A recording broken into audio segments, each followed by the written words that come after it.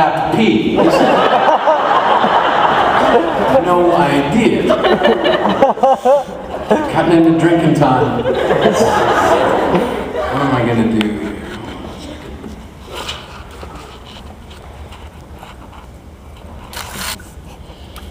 You know what? You just call me a pork chop? You know how I feel about that. This might be the last time I'm actually able to do this piece, so I might as well just do it. Do it.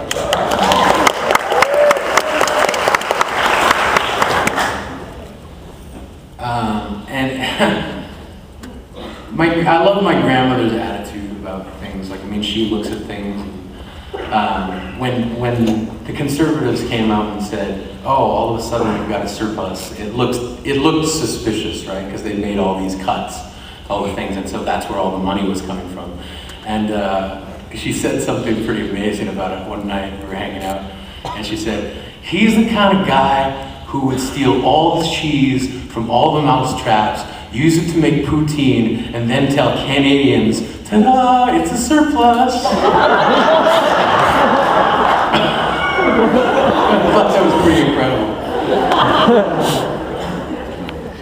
All right.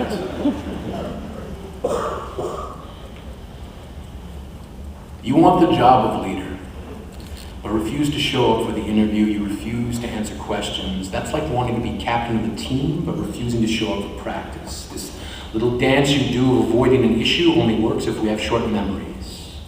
But we remember. We remember the cuts. How could we not? Most of them are still bleeding. Open wounds needing attention they can never get. You treat this country like your yard sale. You are ready, set, everything must go. So long to employment insurance, so much for food safety. Goodbye, wheat board, farewell, CBC. We remember. Just as surely as the veterans left feeling the phantom limb syndrome of having their benefits amputated. You clearly don't understand the language of reason, so the question loosely translated is this the same way you plan to repay those willing to fight your war on terror? You're the pallbearer of our rights and freedoms, our rivers and lakes. You leave no ladders to climb to safety, so we tumble down your snakes. You cut the brakes on our environment so you could fast track a pipeline, then forged our signature so you could sign away our future. You talk about terrorism, but declare war on Canadians who live and work abroad. At the same time, you defraud the electoral system here at home. You are a vampire versus goodwill, going through non-profit charities with a fang-toothed comb, auditing anyone against you. But it's okay, because you brought us pandas. You brought us animals in captivity, hoping we would fall in love with a distraction. But the warning lights came on like road flares. At $1 million a year for a decade, you rent pandas and pretend that they're Care Bears. If they were moving close enough together from a distance, they'd look like static.